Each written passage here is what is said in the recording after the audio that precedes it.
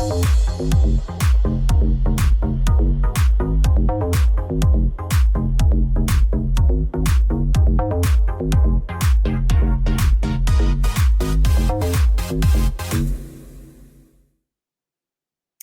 hello, everybody. Welcome to the webinar. Looking to activate your authority? We're going to follow these steps, and that'll help you get your authority activated and running your new company. Even if you're thinking about getting your own authority, this is a great place to be. And I wanted to and if not, just throw that in the chat line. And Andrea says she can hear me. Great. And this is being recorded, so you will get a replay in about 2 hours after today. That's fine, totally fine. We're still plugging away anyway, and we're going to send you a replay, and then you can listen to that at your own on your own time. So my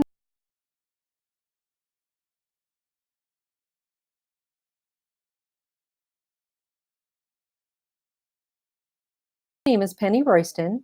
I'm the owner of Evil Sizer and Associates. I've been a consultant for over 29 years. Next year will be our online training platform. It's at milesofttraining.com, and also the founder of DOT Shield. And this is a program where we monitor your account on a monthly basis. And then we let you know if there's anything that might trip you up. Insurance might not be posted. There's all kinds of little nitty gritty things is what I'm the expert in. And so we call that to your attention, and we give you some guidelines on how to fix that. So I'm going to be with you today in this next session. It should be about 30-40 minutes. And I look forward to answering your questions. So congratulations if you just applied for your authority. I'm sure you've been bombarded with mail, email, phone calls, text, and probably a little bit confused as to what to do next because you've got a lot of people telling you all kinds of things. Well, that's the purpose of this webinar. It's just let's hone in on getting your authority activated, and then we'll also provide you with some tools as to what to do next. So if you applied for your own authority, you'll notice you received a DOT number, but probably did not receive your MC number. And that's okay. You still received an MC number. It's just not available for you to view it online just yet. And that's just a safety precaution that the federal motor carrier has put in place. However, there are still, companies out there that we can see it. We can see it as a BOC holder. And so you are going to have two numbers. You're going to have an MC and a DOT, despite what you may have heard in the industry. The MC number is around to stay. They've been trying to get rid of it for the last 20 years, and it hasn't worked. 22 years, I think, to be exact. And the government cannot figure out how to put the two systems together. So we have two systems. You have one system in the government that shows your MC number. You have a completely separate system and URL that shows your DOT number. So why two numbers? It's just the way it's been for forever. And like I said, a few years ago, they tried to put together the system to where you would just have a motor carrier. It wouldn't really be contract or common carrier as a carrier. And they just can't figure it out. It's too massive of a problem, and they probably would have to start over, or go by one by one. I don't know, but it just hasn't worked. So the MC used to be a 6-digit number. Well, now it's an 8. So that tells me it's around to stay. So you're going to have two numbers, and just realize that. So this is the page where you will see the motor carrier details, and this page only shows you your insurance, your BOC holder, and just your MC side. Like I said, we'll talk about it in a little bit. There's another side to the puzzle. So you just need to know that if you're looking at your profile or a broker's profile or another carrier's profile, that there's two places to check this information. So here's the other place. So if you should bookmark safer.fmcsa.dot.gov. This is going to be your dashboard, and just go ahead and bookmark it. Come here often, and Andrea put that link in the chat box. just bookmark this page. You can do a lot with this page. You can order your DOT pin. You can order your docket pin. And what do I mean by that? The DOT pin is just that. It's a separate alphanumeric pin number that allows you to make updates on your DOT number only on the Safer system. Docket pin number is a different alphanumeric pin number that allows you to make changes and updates on your MC side. So again, you have two pins because the systems are completely separate and they don't talk to each other. Sometimes they do. If you look at the L&I, which was this page, this is what we call the L&I, the licensing and insurance. And if you make a change here, it will change your DOT number. But if you change your DOT number record, it does not go backwards. So it's strictly a one-sided affair there. So go ahead and mark that. Now, if you scroll down, you're going to see all kinds of links. And these are the two links that I have an arrow pointing to that you will use the most. The company snapshot is your DOT record. And the licensing and insurance, like I said, is your MC side. So you have to look at both sides of the coin in order to determine what your status is. One side does not tell the whole picture. And then there's a lot of other things here that you can do. But honestly, when I come to this page, I press either company snapshot or licensing and insurance. And also on the left under FMCSA services, where you make those updates is under FMCSA registration and updates. It'll take you through a series of links to get to where you need to be. So there's a lot of other information here, but honestly, that is the one that I use the most. So be sure to bookmark that. So so you've applied for your authority. If you're interstate, hauling general commodities, hauling cars, hauling hazmat, whatever you applied for, the first step you want to do is to file your BOC3. So the BOC3 is what I call the most misunderstood form on the planet. It simply means Bureau of Compliance. That's who created the form way back in the day. And it's form number 3. That's all it means. It doesn't mean anything else. However, it does have a different definition. So the purpose of a BOC is to provide you with agents that can serve legal documents like summons, court orders, order to cease operations from either the plaintiff's attorney or even the DOT serve documents through this. So you want to make sure your record is up to date because we need to find you if we get a summons. And so these are not your agents to contact, but they contact you if such lawsuits arise. So they agree to receive the transportation only related documents, not divorce decrees or any other personal documents, on your behalf, and then we forward them collectively. You know, we work with all of our agents all throughout the country to make sure you get the documents to you because they're time sensitive. A lot of times you have maybe 20 days to get an attorney and respond back to the summons. So it's really critical that you hire a BOC3 company that knows what they're doing on the back end. Anybody can file it, and I know there's like 100 of us out there right now.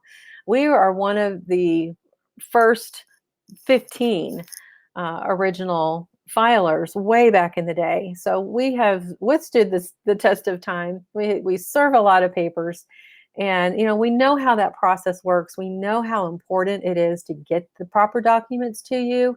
And so you might be asking how we do that. Well, we do that a lot of different ways. We do mail a hard copy to you to the address that's listed on the DOT record. We also email you a copy, and if we fail at all those, we'll try to fax or call. You know, it's very important that you get these documents because it's just probably maybe an accident. I don't know if you remember that big accident here in Denver. The guy was coming down out of the mountain. Well, and then it killed 4 people, injured like 27 people. It was horrific. It was awful. And So when we're looking to see, well, who, my first thought is when I see an accident with an 18-wheeler, who's their process server? Well, guess what? It's yours truly. And we got our first phone call just the other day about information on how to get those papers served. So I think we're gonna see an influx of documents, but we do take that part seriously because that's critical. We don't want you to have a default judgment because of an error in getting paperwork. And that it's so critical to make sure that you hire someone that knows the back end, and we know the back end. We know how this works. And we just charge a $39 fee, and that's to file it. And if you don't ever get served, there's no other filing fee from then on. And as long as your authority stays active, then the BOC stays on as well. We don't charge annual fees.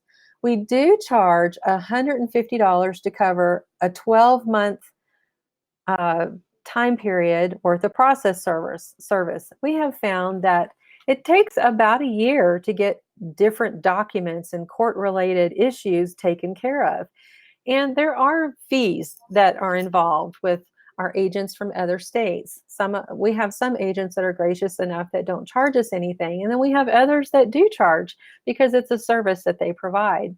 So, and we have, we contact you and we mail out. So we have mailing charges, and so there are some charges that come back to you ultimately, but we don't hold you to an annual fee. So once that year is up, you paid the $150 and we're getting all the documents to you, then you don't have any more fees. You're not locked into an annual fee. Whereas a lot of companies, they don't always tell you up front. They kind of give you a deal, and then the next year, then they're going to say, oh, you need to renew your BOC. Well, guess what? The Federal Motor Carrier does not require anybody to renew their BOC. And that's where a lot of malicious marketing comes into play. And so since some of these companies, they know that, so then they tack on other services to that, just so it kind of covers their butt, I guess. So, once we receive your order, we do electronically file it directly with the FMCSA. Then we provide you with a copy, and you don't have to do anything else with that copy. Sometimes an auditor will ask for it, and that's fine. And if you lost it, no problem. You can give us a call or an email, and we'll shoot you out another one at no cost. So the BOC is important. It may not seem important now in the beginning, but things do happen. Life happens. Sometimes you're in an accident. Sometimes a load may fall. Things get damaged, and so you want to make sure you're covered there too. So all you have to do is go to evilsizer.com and file for that BOC. We take care of it usually within the hour, a lot of times sooner, and then you're done with that piece. So the second step is to wait 2 weeks, then file your insurance. So why do I mention that? I mention that because this saves you money. So a lot of people, they hound on you. They're like, oh, you got to get this filed. You got to get this filed. You have a 3-week time period anyway before the Federal Motor Carrier will grant the authority. So you don't have to go ahead and bind your policy and then get the insurance filed right away. It does not speed up the process at all. So this can save you about $600 just because you're not going anywhere for those 2 weeks, even 3 weeks.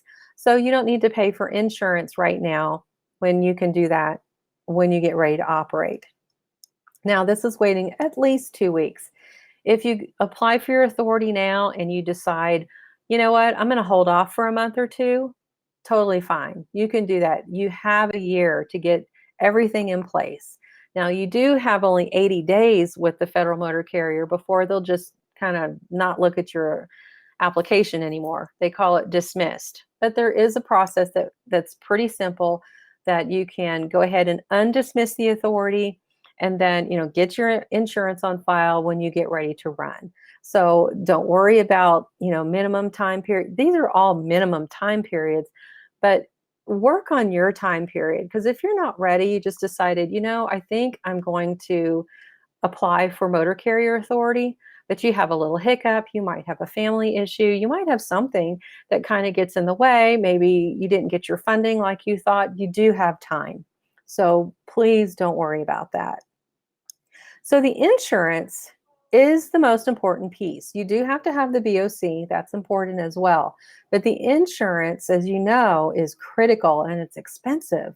So the minimum requirement, if you see the arrow, this is the minimum requirement determined by your application. So 750,000 is for general commodities or household goods. A million would be for like hauling cars, being a drive away or a tow away service. And then 5 million and up, which my father, Rex Evil, says we used to call the big boom stuff, fireworks, stuff that creates a havoc with a hazmat team if something should spill. Not crude oil, but just oil. There's all this big list of commodities. If you go to environmental chemistry, you can find out if your commodity is in that 5 million. Also, your insurance will also let you know because they're going to have that list as well. So the insurance requirement, this is the minimum, and 750, it's been these minimums for the last 30 years that I've known. And they have not changed. They're talking about upgrading the 750 to a million. And honestly, a million is kind of the industry standard, but it's not required. So the insurance on file, which is the next column over, reflects what you actually have on file with the federal motor carrier. So to file your insurance, you contact your insurance company. No one else can file this form. I can't, even as your BOC holder, I cannot file this form. So it's a BMC 91 or a 91X. Either one works. And the X just means excess. So if you put in if you are required to place 750,000 liability, you put in a million, you put in 2 million, that would be the X. But your insurance company knows exactly which one. And then if you're hauling household goods, you would also be required to file a BMC 34, which is cargo insurance. So you don't see that too often. You used to have to do that with common carrier. Now that was released years and years ago. So that's just for household goods. So those two items, the BOC and the insurance, is what activates your authority. Step 3 does not activate your authority, but it's still mandatory, still required once you start running. So once you throw that DOT record out there, then you have to file the UCR annually. So annually, and this goes from January to December every year. And there's different fee schedules depending on your fleet size. So the UCR means Unified Carrier Registration is different than the URS system that you applied for your authority. So I know when they first came out with the URS system, I thought, oh man, that is way too close to the UCR. And that's going to confuse people. And I have seen that confusion in the industry. So it's good to know. I just posted a blog post on milesoftrainingblog.com about learning the lingo, just knowing what these acronyms mean. And they, once you kind of figure it out, then you'll get to speak in code like everybody else. So who needs to file the UCR? Well, it's all interstate carriers, whether you're a private carrier, you're an exempt carrier, or you got an MC number as a for-hire carrier, you must file. And it's a tier level depending on the number of trucks in your fleet. So a lot of times people will apply for authority and they're like, oh, I think I'm going to have 20 trucks one day. Well, that's going to mess up this permit and make you pay a whole lot more. Really, what you need on your DOT record is where you are today, not where you want to be. It's not a goal setting type system. It's what do you look like today? So if you only have one truck, just put one truck down. Don't be embarrassed by that. Everyone starts out somewhere. So the interstate carriers, whether you're private, exempt, or for hire, need to file. Also brokers. Brokers just have a flat fee. We do file for UCR on our website at evilsizer.com.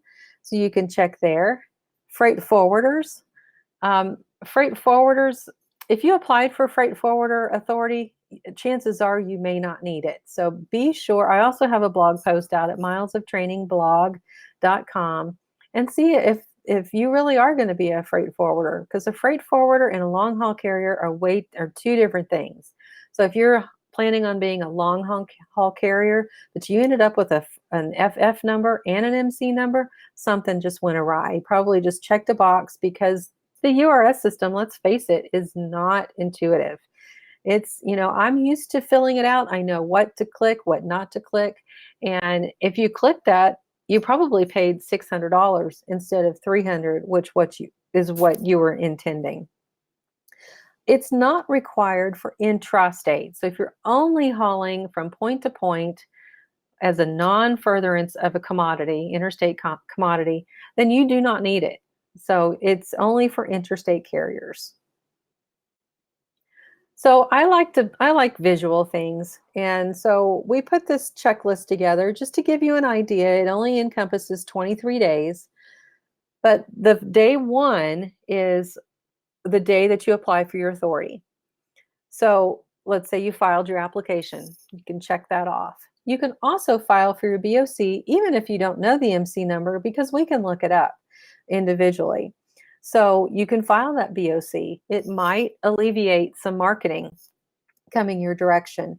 And then it takes a day or two for your DOT record to dump into the UCR system. So that's something you cannot do right away. You need to wait 2 or 3 days, but get that done early, because then you don't have to worry about it.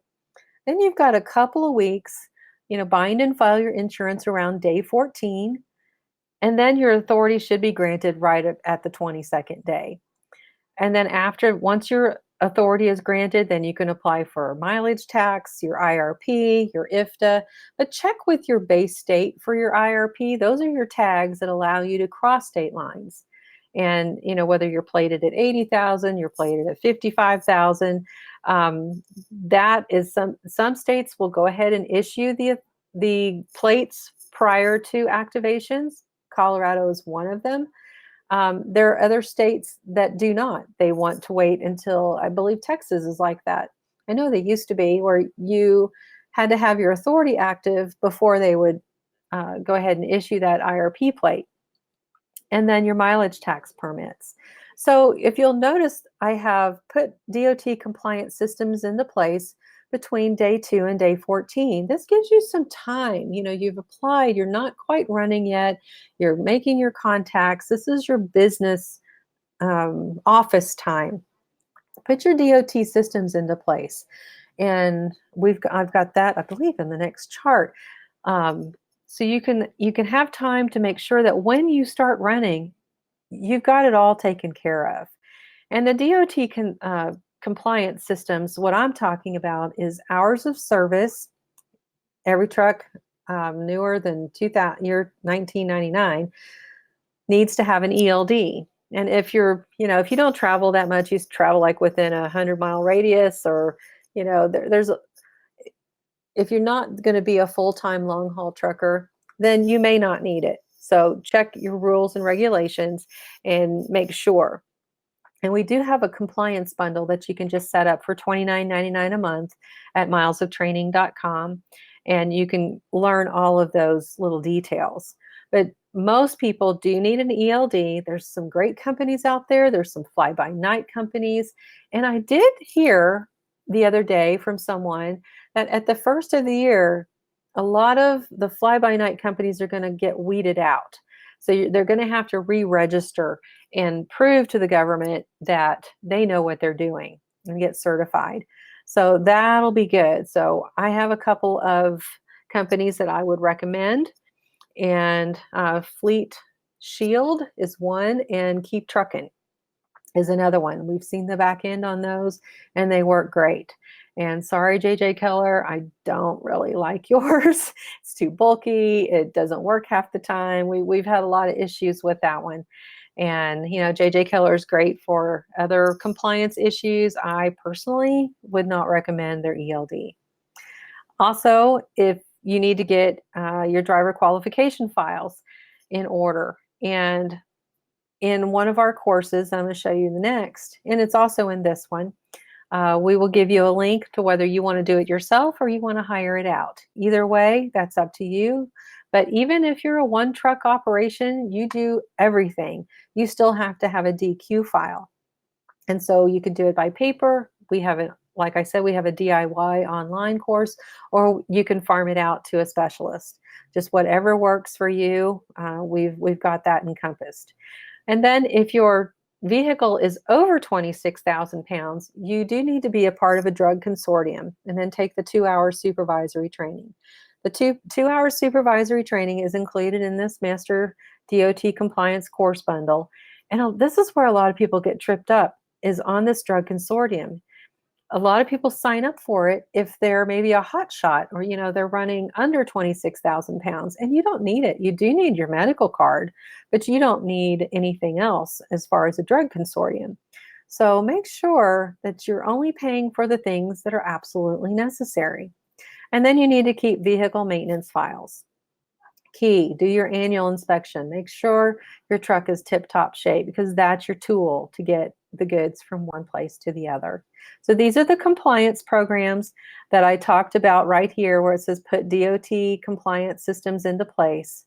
You put these 4 into place, and keep them maintained, and pay attention to your account. Go ahead and look up your status at least once a week, I think is a great idea, because things happen. Insurance can cancel. I mean, anything can happen online. So just make sure it all looks good. So I want you to download this. If you go to, I'm going to type this in here, evilsizer.co/new carriers. I think it's new carriers. You can download this checklist. So let's go through this. I'm a big proponent of a book, just a paper copy permit book. So go to Walmart, Office Depot, wherever you buy office supplies, and just get a cheap 3-ring binder. Go ahead and get sheet protectors. Those are really the only 2 things that you need. And go down this list, and if your truck's gross vehicle weight, and remember, a lot of people don't know gross vehicle weight, but that's the maximum weight you can haul. So that's your truck, that's the weight of your trailer, and your load. So like a typical semi is 80,000 pounds. Now you may be less than that if you have a dually pickup with a trailer. You may only be right at 26,000 pounds. So just know what you can register for. But everyone needs an authority letter. And this is the authority letter that the Federal Motor Carrier issues the day you go active. You cannot get it earlier. You can get it later. They will mail you a copy, but if you would like a copy that day, you can go to our website and request that we monitor that for you. In another slot, go ahead and put your insurance card. In another slot, put your medical card if you don't already keep it in your wallet. Make a copy and just have duplicates. I also recommend that you make a duplicate copy of this permit book and keep it in your office. Now, I know a lot of people probably have an online, maybe at the Dropbox, or you have a copy on your phone, and that's fine. But also things happen technologically that we all know. The phone's dead. We drop it, maybe handing it to the officer, and you really don't. I wouldn't want to hand my phone to the officer. Then he's got my phone. And so I think it's a good idea just to be professional and hand them this nice, neat book it doesn't smell, it's not been dripped on, and all that, and just say, yes, sir, here is my book, and you can, look through here. Some of this information he can already look up, especially if you have pre-pass. That's a wonderful program. But he's going to look at your DOT record. He already knows what he's looking for when you start driving up to the scale. So the next item is the UCR, the Unified Carrier Registration. That's the one where every carrier needs to have it, and it depends on how many trucks are in your fleet, determines the cost. So you don't get anything fancy. When we order this, we just get a receipt, basically. And so we print that out, save it as a PDF, and then we email that to you. Just print that out and pop that in there. Because you never know when systems go down. Like the LNI was down this morning, so there was not much I could do about it. And then the next thing would be intrastate authority if you need intrastate authority. Like Texas requires it. If you are Texas based, there's some other states that require it depending on the commodity that you're hauling.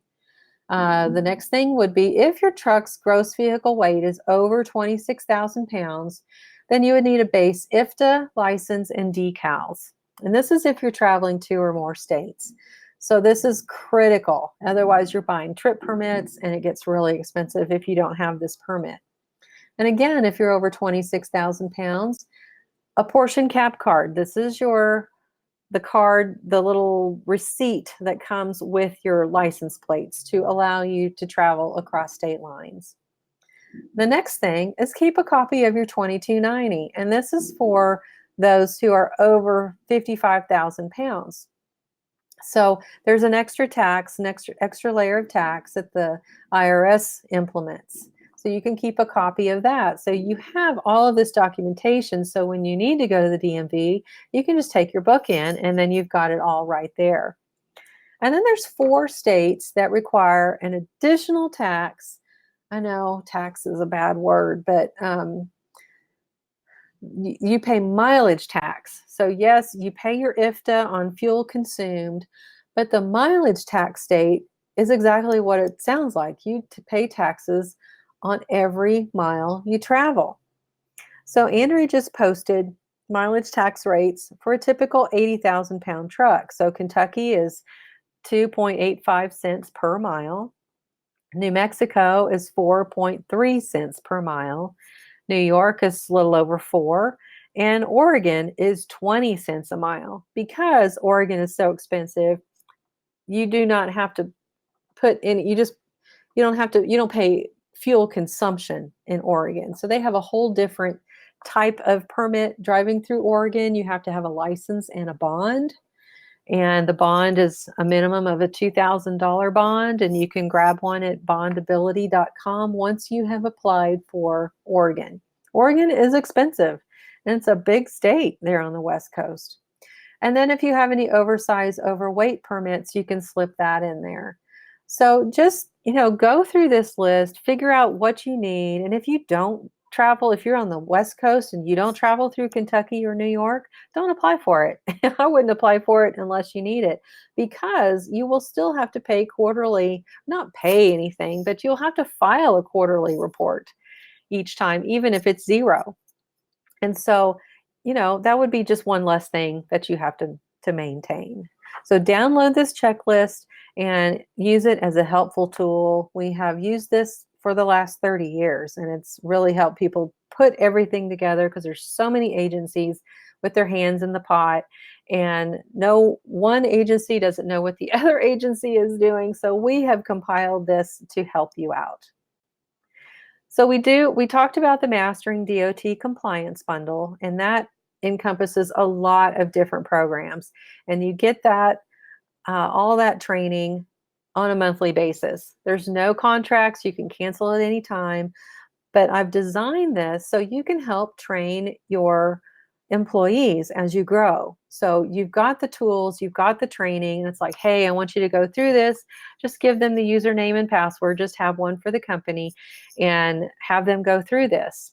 So if you have a safety director that left and you have one coming in, you would want them to take the 2-hour supervisory course, and it's included in here. Also, the drug and alcohol course for employees is in here. So it's very valuable. There's a lot of tools in there.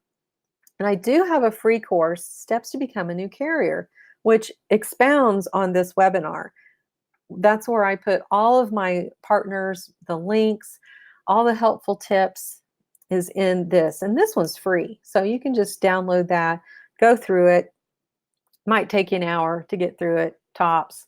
And it's real simple. And it's a very valuable tool for new carriers.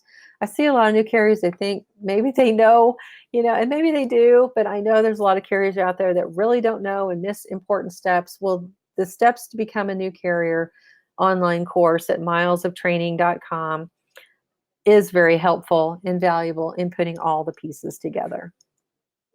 So I want to thank you very much for attending.